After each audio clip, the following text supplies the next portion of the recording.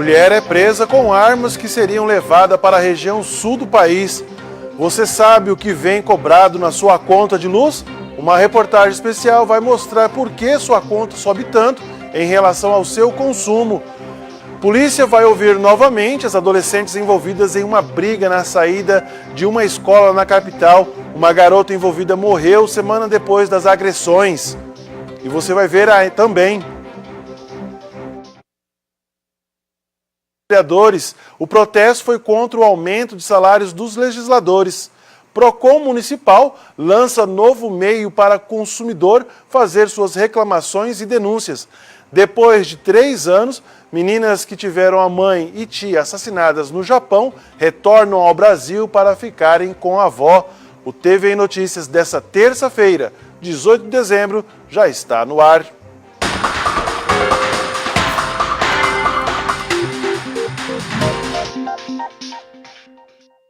Olá, boa tarde.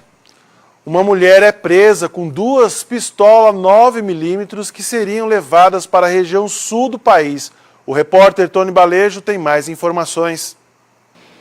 Aí mais um trabalho dos policiais do Batalhão da Polícia de Choque. A mulher de 26 anos, Daiane Ajala Lima, acabou sendo presa com 2 armas de fogo, pistolas 9mm. Ela levaria estas armas para o sul do país. Aqui ao lado está o capitão Rocha. Capitão, mulher aí, por meio de denúncia, acabou sendo presa. Sim, mais uma vez aí o trabalho que teve a origem ali através de uma denúncia aí de um popular, de um cidadão, né, que de forma anônima ali entrou em contato com a polícia militar e essa denúncia chegou ao batalhão de choque, que a denúncia se tratava de uma senhorita ali que tinha pego um mototáxi na região da rodoviária e portava ali algo suspeito, né? O batalhão de choque foi acionado, fez a abordagem, né, constatou já na residência dessa cidadã aí, do pai dela, que se tratava aí de duas armas de fogo aí de calibre restrito.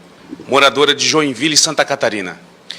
Ela na realidade, ela fazia esse transporte, né?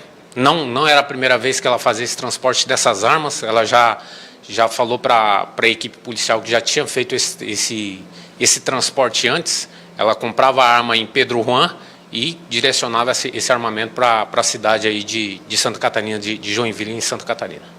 Recebia uma quantia em dinheiro. Sim, segundo ela ali, o que ela lucrava nesse trajeto aí, nesse transporte aí, eram R$3.000 por viagem. Com certeza aí, ela disse uma vez, mas pode ter havido outras vezes. Sim, pela tranquilidade ali, a gente acredita que já estava acontecendo há algum tempo esse tipo de trabalho, né, dela, esse tipo de transporte aí que ela fazia do nosso estado aí para o estado catarinense. Armas que com certeza poderiam ser usadas por criminosos. Temos dúvida disso aí, né? Então, são armas ali que nem a polícia tem essa qualidade desse armamento, né? Uma delas, uma pistola Glock, né? Que realmente aí é uma arma de muita qualidade. As pessoas que quiserem podem também fazer denúncias, né? Sim, o cidadão de bem aí, ele tem a capacidade aí, ele pode estar ligando para o 90, pode estar ajudando a segurança pública, pode estar ajudando a polícia, isso é claro, sem se expor, sem ficar em qualquer tipo de insegurança, né? Então, para a gente que trabalha nessa área, essa denúncia facilita bastante, né? Eu economizo meios, eu economizo energia, eu trabalho pontualmente, consigo, de repente, ter um sucesso mais efetivo. Ok, capitão, muito obrigado pelas informações. Aí, então, a Daiane Ajala Lima, de 26 anos, acabou sendo presa pelos militares aqui do Batalhão da Polícia de Choque com 2 armas de fogo e foi encaminhada para a delegacia. Com imagens de Eduardo Gomes e apoio de Diego da Silva, Tony Balejo, para a TVI. Bom, e a polícia vai ouvir novamente as adolescentes envolvidas em uma briga na saída de uma escola no bairro Nova Lima.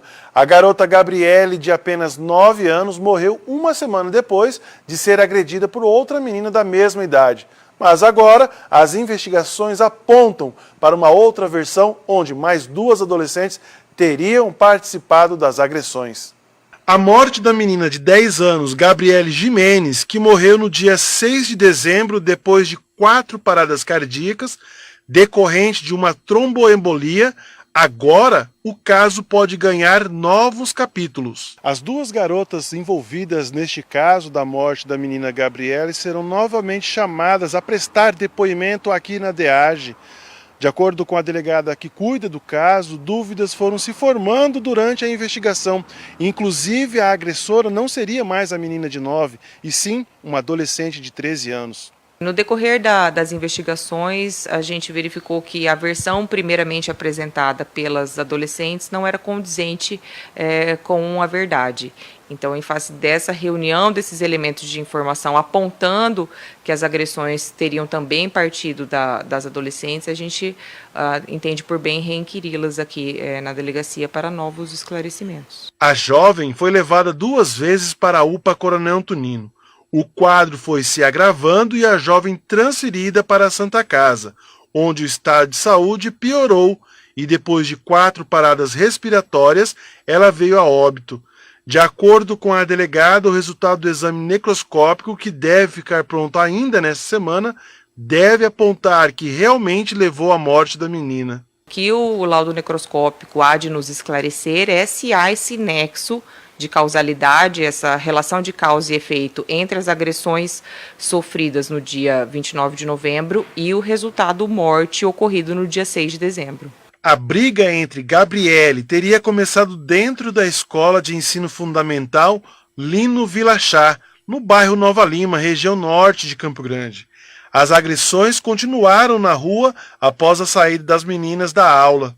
No primeiro depoimento, uma menina de 9 anos assumiu a responsabilidade.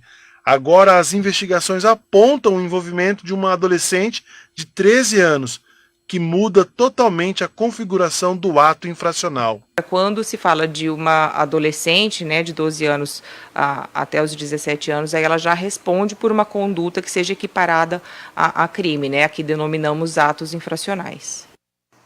Manifestantes estiveram hoje na Câmara de Vereadores. Eles protestaram contra o aumento de salário do prefeito, vice e secretários dos próprios vereadores. Na sessão de hoje, eles desconsideraram o aumento de salário do prefeito, vice e secretários. Já o aumento do salário dos vereadores foi aprovado, mas ainda depende da sanção do prefeito, que pode vetar ou não. No próximo bloco, você confere, depois de 3 anos, meninas que tiveram a mãe e tia assassinadas no Japão retornam ao Brasil para ficar com a avó.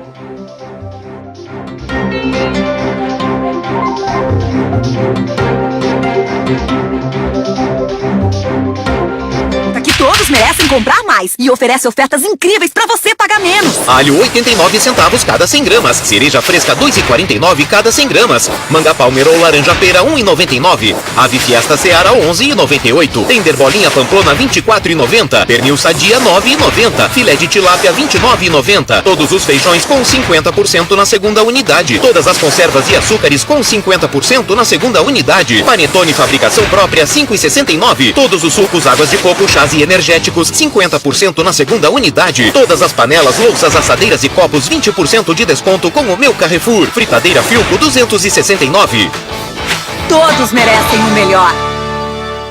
A Câmara de Vereadores te representa, com mais de 40 mil solicitações de serviços públicos, 30 audiências públicas e 200 leis aprovadas, isso em 2018. Com transparência e acessibilidade, nossa missão é trabalhar por você. Câmara de Vereadores de Campo Grande. Natal Solidário Cometa. Fazer o bem te leva mais longe. Doe 2 quilos de alimentos não perecíveis e troque por um cupom. Você vai concorrer a esta linda Honda 0 km. Sorteio 7 de janeiro de 2019, às 19 horas.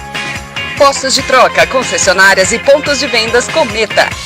Informações 3041 9000. Natal Solidário Cometa. Apoio TV Interativa.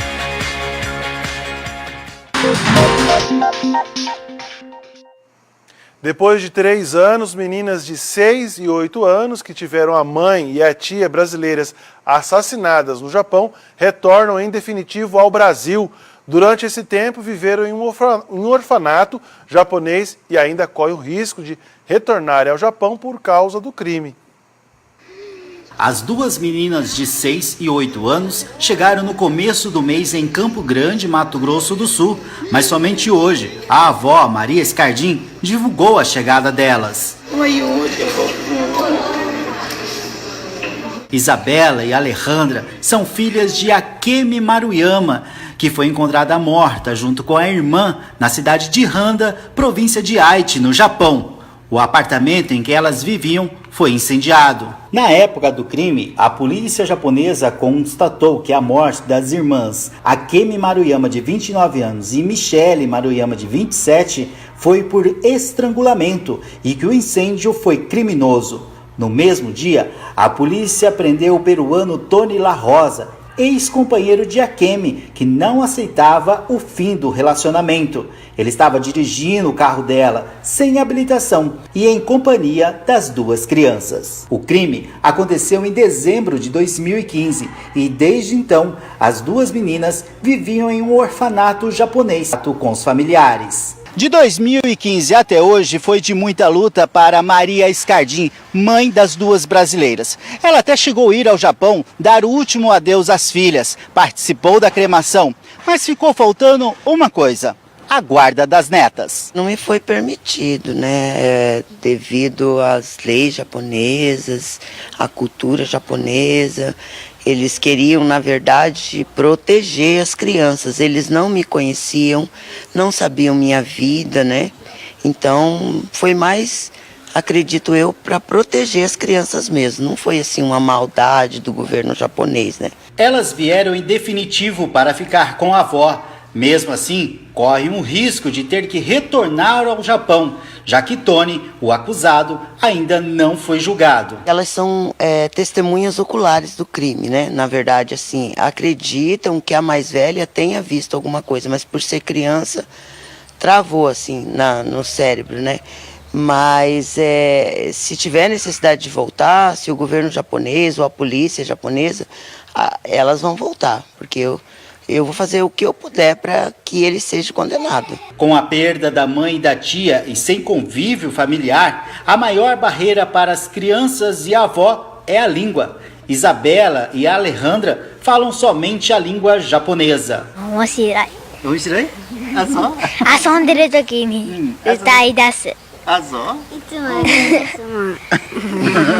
Sobre o crime, Maria tenta superar a perda das filhas. Pela casa, fotos de Akemi e Michele. O que ela espera agora é que o acusado seja condenado e a justiça seja feita. Eu espero que ele seja julgado, né, pelos crimes que ele cometeu, né? Eu peço muito isso a Deus, porque eu peço muita justiça, né? Porque foi um crime hediondo que ele cometeu, sem reação. Minhas filhas com certeza não tiveram como reagir, né? Porque o homem é muito mais forte. E eu espero que ele seja julgado e que ele pegue a pena máxima no Japão. Marcadas pela tragédia, divididas entre duas nacionalidades, a avó agora torce para um novo recomeço junto das netas. Criá-las, educá-las, que elas estudem, que elas façam uma faculdade, que elas trabalhem aqui no Brasil, não precisem ir para o Japão. Essa é a minha vontade, né? Porque muitos brasileiros saem fora não só para o Japão devido à situação econômica do país, mas eu quero que elas estudem, que elas façam uma faculdade e trabalhem e fiquem aqui comigo. Você sabe o que é cobrado na sua conta de luz? Os inúmeros impostos. Nem todo mundo sabe o que tornam a conta de luz mais cara. Veja na reportagem de Mara Riveiros. Você sabe tudo o que paga na conta de luz? Eu entendo só da iluminação pública. E que quando tem, né? E quando não tem que pagar do mesmo jeito. Eu não entendo nada. Nada. De água que eu entendo um pouquinho, né? Esgoto, fala ali, dá para entender um pouquinho, mas de conta de luz assim, eu não entendo aquilo. É difícil.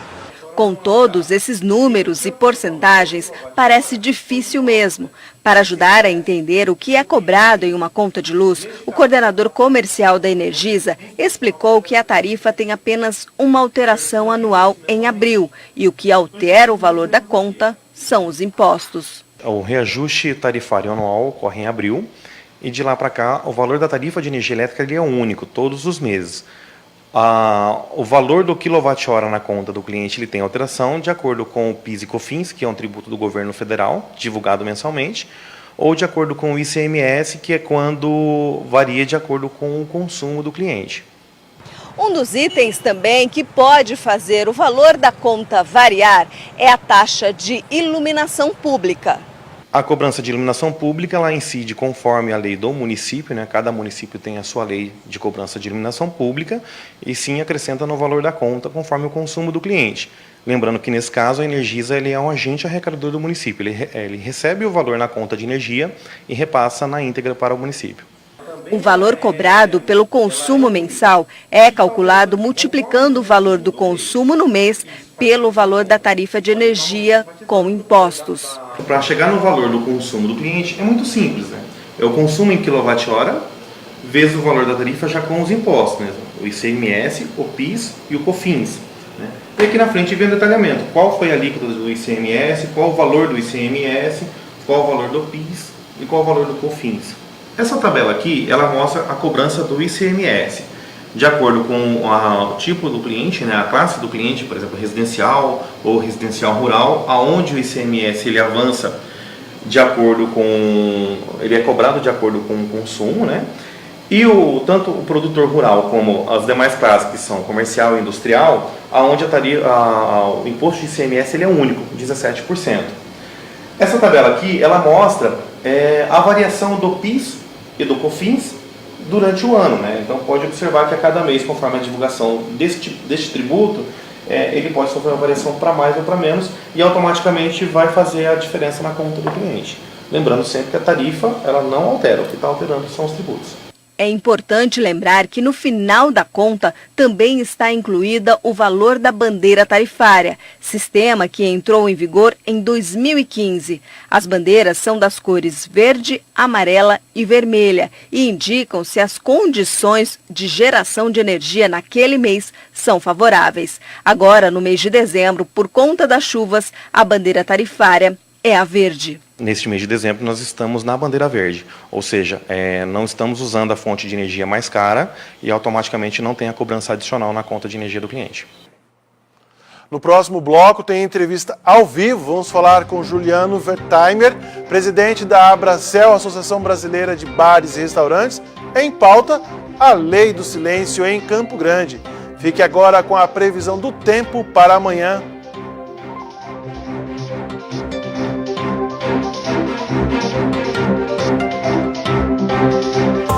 Pessoas escolhem de onde estiverem. Compartilham experiências e são influenciadoras. Vivem num mundo em constante transformação. É preciso se preparar para acompanhar as mudanças. Por isso existe o Sebrae, sempre ao lado dos pequenos negócios, promovendo conhecimento e mostrando o caminho para você chegar lá. A gente acredita no potencial dos empreendedores. O Sebrae é para quem quer começar acertando. É para quem já tem história, mas quer fazer de um novo jeito. Quem vive no campo está conectado ao mercado. Quem está no bairro e se moderniza. Em Mato Grosso do Sul, onde tem empreendedorismo, tem Sebrae. Digital ao seu lado, junto com você, pelo sucesso dos pequenos negócios. De segunda a sexta. Atenção, Itaquera e região. O jogo é clássico. Chama nós, hein? Uma dose de amor, time entrosado e a dupla imbatível. D'Alessandro, se prepara que eu vou te ligar. Qual é a sua opinião? Vai piorar pra muita gente. De segunda a sexta, às 11 da manhã, tem Renata Fã. E as principais notícias do esporte. Jogo aberto.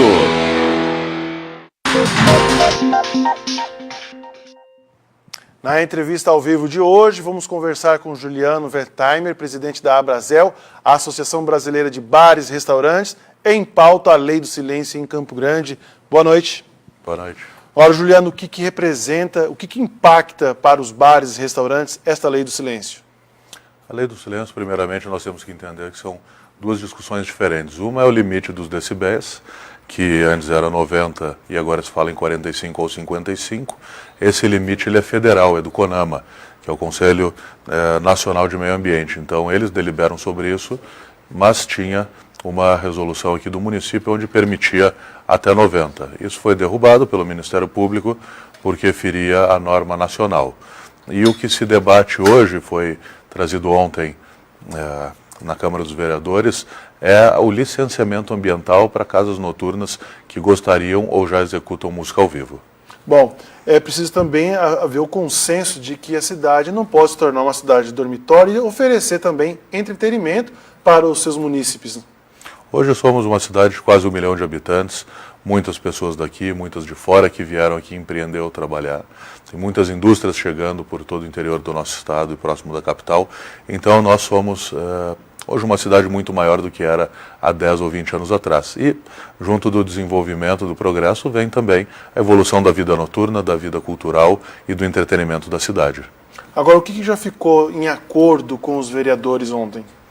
O que ficou vigorando, então, a partir da semana, porque os empresários muito preocupados procuraram a Brasel e nós fomos os interlocutores junto com o vereador João César Mato Grosso, que é da Câmara de Turismo, Comércio e Indústria, e o Luiz da Semadur, secretário da Semadur.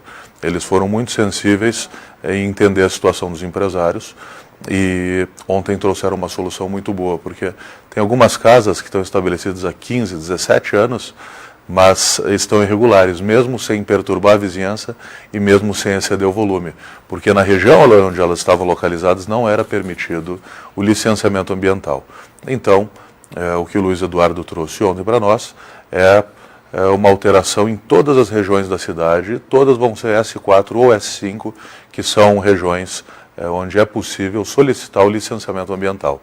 Licenciamento é o primeiro passo para a casa estar assim, na legalidade, atendendo a legislação para daí sim executar música ao vivo. Agora há também uma confusão que a população acaba fazendo, são bares e conveniências onde existe o som automotivo do lado de fora. E isso não agrada nem o dono do estabelecimento e nem a população. Ontem tinha também munícipes ali se manifestando e nós fomos de comum acordo, todos do mesmo lado, onde o empresário ele não compactua com baderna, com barulho, com carro tocando som alto, porque isso primeiramente não gera receita nenhuma para o município, nem para a empresa, não gera riqueza, não dá oportunidade de trabalho para os músicos, e sim perturba o silêncio, perturba o sono e causa perigo para quem está ali na redondeza. Então, esse som automotivo alto, esses churrascos com som super alto, esse realmente é uma questão onde a própria população tem que buscar um entendimento pacífico entre a vizinhança, porque às vezes a nossa diversão está prejudicando e atrapalhando o descanso do próximo. E é engraçado que alguns bares e restaurantes respeitam o limite de 10h30, 11 horas da noite do som. Eu acho que todo mundo tem que ter um pouco mais de senso e educação, né? Exato. E o limite ele não se estabelece pelo horário, mas sim pela emissão sonora e pelo licenciamento. Então, casas que têm licença ambiental para execução de música ao vivo durante toda a noite, eles podem entrar madrugada dentro, desde que estejam dentro das normas. Agora, Juliano, chegou-se a discutir também, dentro da reunião junto com vocês lá na Câmara, algum espaço onde poderia se utilizar desse som ou não? Parece que vamos colocar numa região gastronômica, igual nós temos aqui na Bom Pastor, vários bares, vários restaurantes. Ali se chegou a se discutir a quantidade de decibéis? De novo, a quantidade de decibéis ela não se discute localmente. Ela é uma discussão nacional, onde existem frentes parlamentares que defendem interesses do comércio e do turismo e elas devem levar essa pauta para discussão no próximo ano. O que se discute, sim, e foi uma das emendas que o vereador João César Mato Grosso e o vereador Carlão fizeram, era que se criasse regiões de interesse turístico, gastronômico ou cultural, que seriam bolhas dentro do zoneamento, onde apesar de não permitir música ao vivo, esses locais de interesse turístico e cultural poderiam sim ter um licenciamento ambiental. Mas ficou uma redundância a partir dessa boa notícia que o secretário Luiz Eduardo trouxe, de que todas as regiões da cidade vão poder buscar o licenciamento ambiental. Bom, essa licença ambiental para os bares e restaurantes que tem esse atrativo da música ao vivo, qual que é a regra que fala assim, até que horário você pode utilizar esse som? Eles têm uma série de regras e requisitos, desde laudos de um técnico com equipamento aferido para dizer qual é a emissão sonora em vários pontos da redondeza do bar. Se faz também todo o isolamento acústico quando é necessário, ou seja, o isolamento é quando a casa não consegue por si só barrar o barulho. Então, se tu tem uma música muito baixa, com certeza essa casa não vai precisar nem de isolamento acústico. Se o som é um pouco mais robusto, aí a casa vai ter que buscar isso. Então, são uma série de normas, onde a Semadur está completamente à disposição para explicar para a população. Inclusive, amanhã nós teremos uma primeira reunião para isso. Agora, essas casas, por exemplo, no Antônio Maria Coelho e outras aqui em outras regiões, que estavam sendo aí autuadas ou estavam na irregularidade, apesar de não causar poluição nenhuma ou não causar perturbação nenhuma, essas estão encontrando agora uma segurança jurídica, porque aí sim, em 108 dias, que é quando passa a vigorar a nova lei, eles vão poder buscar o licenciamento ambiental para suas casas e, atendendo a legislação, eles prontamente vão poder executar a música ao vivo. E uma ótima notícia também, que o Luiz Eduardo nos trouxe ontem, é que vão fazer uma reunião e uma ata, vamos chamar, entre os empresários interessados e a Semadur. A Abrazel é apenas uma interlocutora e aproximou as partes, onde cada um vai se comprometer em buscar o licenciamento ambiental daqui a 108 dias. Em contrapartida, eles vão ser liberados em caráter provisório para execução de música ao vivo nesse período, porque tem casas que já vinham executando, pararam por causa da fiscalização, e que, claro, ninguém quer levar uma multa de 7 mil, ninguém quer fechar as portas. A gente tem um caso de um empresário que fechou o restaurante, foram 26 funcionários demitidos, fora os músicos que perderam postos de trabalho. É justamente isso que eu ia tocar nesse assunto. Como vivemos numa capital que é porta para o Pantanal, recebemos muitos turistas e, enfim, a casa que respeita as leis e as regras não comete nenhuma poluição e sim, pelo contrário, gera receita e emprego. Nós dizemos que o bar, a lanchonete, o restaurante, a casa noturna, ele é o amigo da vizinhança. Então, onde tu tem um bar aberto, tu tem luz, tu tem circulação de pessoas, tu tem vida, e ali é muito menor o índice de criminalidade. Uma vez que uma casa fecha, ela está deixando a rua completamente desprovida de movimento, e isso, com certeza, cria uma situação mais confortável, né, para a criminalidade. E a gente fala também dos postos de trabalho. Hoje, nós somos mais de 1.300 empresas no setor de bares, restaurantes, lanchonetes, conveniências em Campo Grande, gerando mais de 8 mil postos diretos de trabalho. Então é uma massa muito grande de trabalhadores noturnos, cozinheiros, seguranças, porteiros, garçons, sem falar dos músicos, que o único reduto deles ou é buscando trabalho nas casas noturnas ou buscando o poder público, Secretaria de Turismo e Cultura, principalmente de cultura do município e do Estado. Então, quanto menos casas, mais nós vamos onerar a máquina pública para suprir a necessidade do setor dos artistas. Tá certo, Juliano. Obrigado pelos esclarecimentos e boa sorte amanhã junto com os vereadores. Vale ressaltar que as casas noturnas, bares, é lugar de entretenimento, diferente daquelas aglomerações de badernas, de motocicleta e som automotivo. E o TV Notícias de hoje fica por aqui. Você pode rever as reportagens dessa edição na nossa página do Facebook e canal do YouTube. Uma boa noite a todos e até amanhã às 17h50 aqui na TVI Band.